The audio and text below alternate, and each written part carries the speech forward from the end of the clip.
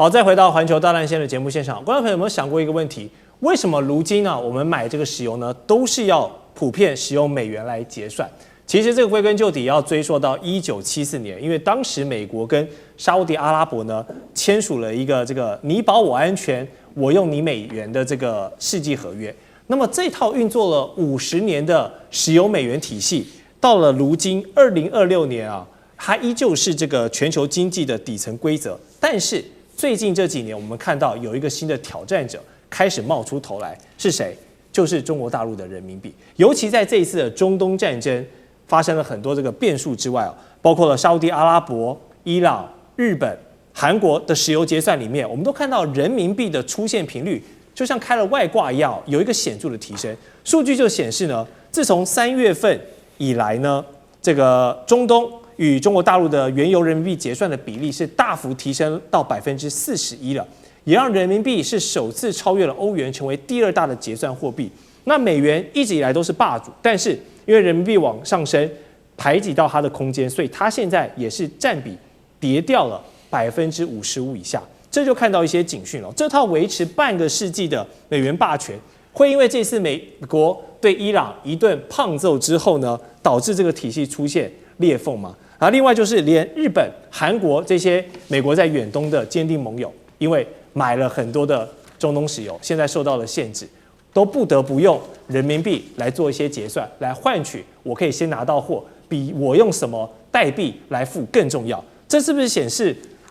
這個現在用人民幣來結算，不只是一個避險的本能，而是背後有更多的戰略考量？先請教賴教授。我覺得這樣子想是想太快了啊。未來的趨勢會有這樣的一個發展的可能性，但是以現在來就這樣來做決斷，發展的太快了。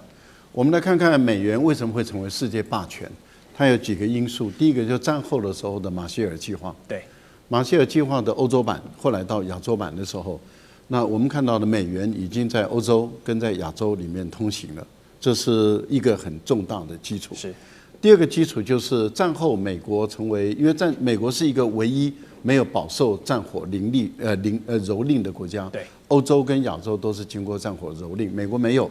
所以美國的生產製造業，它當時幾乎是可以滿足或是供應全世界很大一部分的需要，包括歐洲他們所需要的恢復生機的這些生產工具機等等。都是美國在供應，包括航海、航空等等的，都是美國這邊大量的，還有包括汽車工業，那麼這些都是美國在供應。那美國本身也是一個消費大國，所以它是輸出跟消費都進來的兩個大國啊的兩大的情形下，馬歇爾計劃再加上美國的工業生產製造能力跟它的消費能力，還有最後才是石油疊加進來。因為美國在過去的時候，在1975年，就是頁岩油技術突破之前，美國的石油是不出口的，他給自己用做戰備儲油，所以美國的石油它都是從國外進口的，那主要都是從中東跟其他的地方來進口。那因此，美國是全世界的石油的最大的消費國，不是中國大陸哦，是美國是全世界最大的石油的消費國，也是進口國。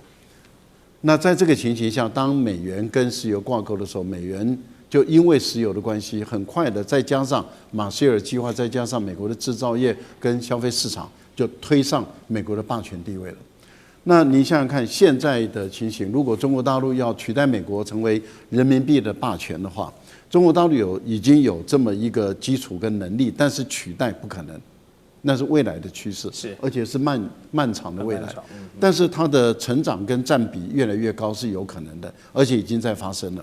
我舉一個簡單的例子來說，美國到現在目前它的能源的生產、製造、消費還是在全世界排名第一，它佔全世界20%。是。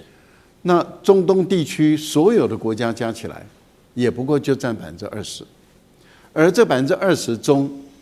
有41%是用人民幣來做支付。那如果以這個能源的支付體系來說的話，那人民幣佔比事實上是有限的，因為美國它是用的是美元，对。然後美國跟中國的消費也是會用美元，美國跟其他各國，我只講石油的消費也都會用美元。好，那加拿大未來跟中國的這個石油的消費，要不就是用本幣來交易，那也就是減少美元的交易量，增加人民幣。可是我們看到現在的情況是，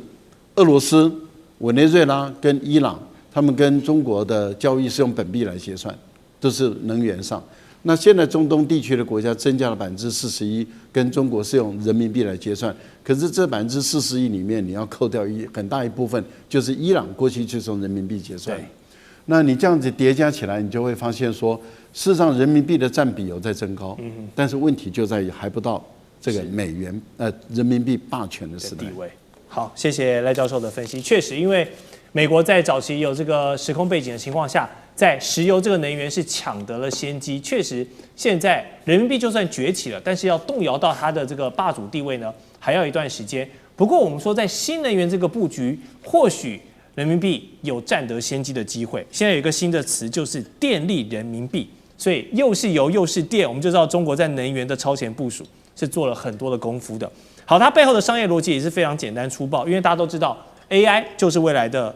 重點，未来的競爭本質。那 AI 的本質也就是算力，算力的盡頭就是電力，所以你怎麼樣都離不開電。那中國大陸憑借它現在擁有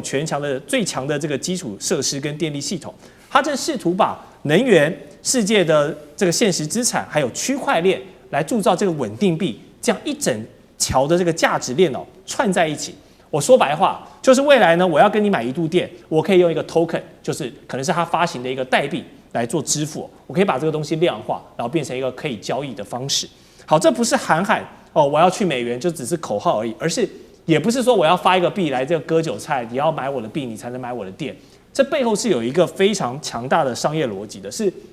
要結合中國在電力上面的優勢，還有他們在工程上的優勢，沉澱下來，成為這個金融基礎的一個務實做法。好，雖然這套系統有望來實現中國的金融彎道超車的一個絕招，但同樣它也有面臨蠻多考驗的，包括你各國的金融監管是不是一個問題，還有相容性等等也都是考驗。但是楊老師，你怎麼看電力人民幣這樣一個新穎的概念？其實它沒有錯。這是今年才出現的一個概念，在大陸兩會當中，應該是一位學者，叫寇剛，他提出來的。但是呢，這種現象是老早在2023年甚至更早之前呢就出現過。什麼叫電力人民幣啊？也就是跨境電力交易以人民幣來結算的一套系統，所以叫電力人民幣。那跟美元這個石油美元就不一樣，因為它牽扯到的是電力的交易、電廠設備，還有呢電廠的整體電廠或者是電廠設備或其他相關跟電有關，然後呢使用人民幣。然後在2023年的時候呢，大陸的一個企業在"一帶一路"的這整個計劃當中，幫烏茲別克做了一個就是電廠啊，500萬瓦、500兆瓦的風電。它用人民幣交易，所以後來就慢慢的擴充到很多的"一帶一路"計劃。中國大陸在風電、在就是太陽能、光伏能，以及在其他的甚至水力、核能的發電的這些項目當中呢，都採取用人民幣的這種方式來做交易。那這個當然就牽扯到，就是雖然只是在"一帶一路"的項目裡面，但因為它形成一個網絡了。而且慢慢的也造成這些國家在改變它的電力結構，不再就是100%依賴天然氣啊、煤啊或者是石油來做發電，那比例上越來越高。加上這一次這個美國跟伊朗這個戰爭，更讓各國感受到，也就是要增加這方面，而這方面的技術最好的是來自於中國大陸，尤其是對全球南方國家。所以這個電力人民幣他們有一個統計，大概到2030年的時候呢，中国大陸的電力人民幣的這個預計可以達到5000億人民幣的這個規模。然後呢，大概到了2035年呢，全世界8%到10%的電力的貿易是用人民幣來做計價。所以你就看到這個電力人民幣它的影響跟它的重要。那如果以全球的規模來看的話呢，它的的確確就一句話，電力就代表的是國力了。確實，這個電力就是未來新世界的石油，所以現在電力人民幣這個布局我們可以持續觀察。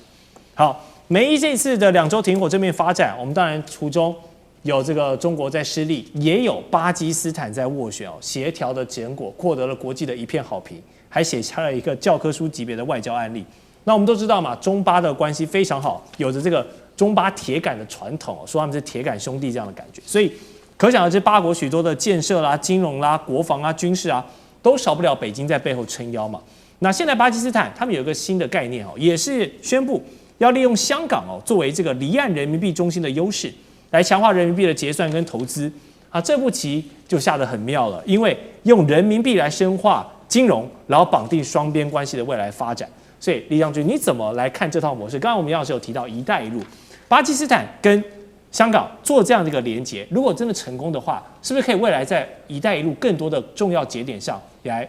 copy and paste 複製貼上，用這樣的模式？我們先看這個巴基斯坦跟中國在地緣上面、地緣戰略上面就有不可分的密切關係哈。我們看到，在所謂中巴經濟走廊，主要是巴基斯坦南端的瓜達爾港哈。這個從阿曼灣一出來就是瓜達爾港哈，而瓜達爾港就直接可以連接到中國這個西部的新疆，連接在一起。那如果利用這條經濟走廊的話，就可以避開走這個海洋的所謂的這個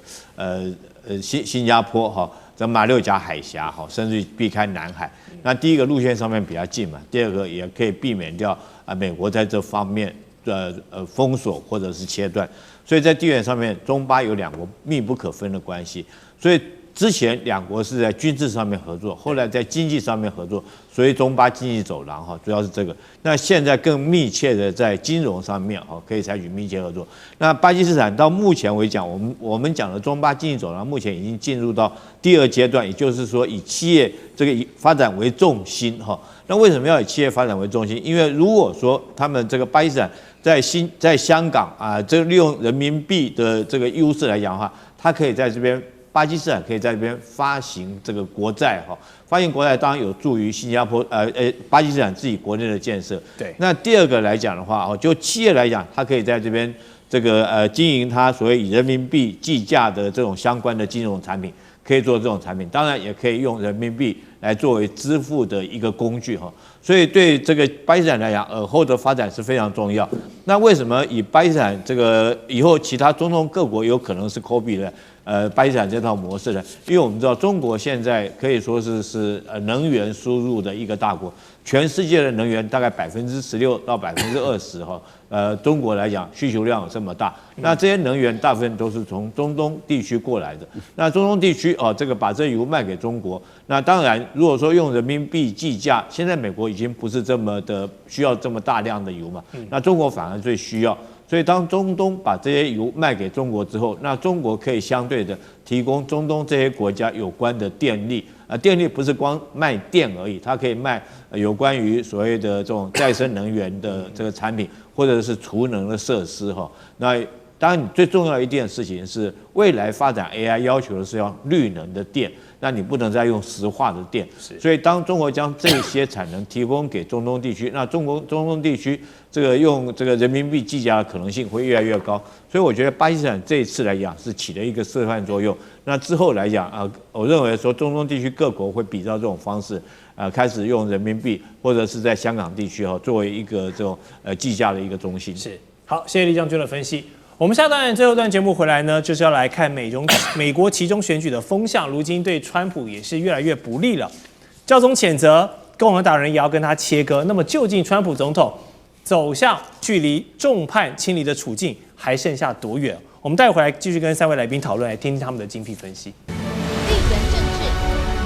美中之爭、戰略價值、強權崛起、小國生存。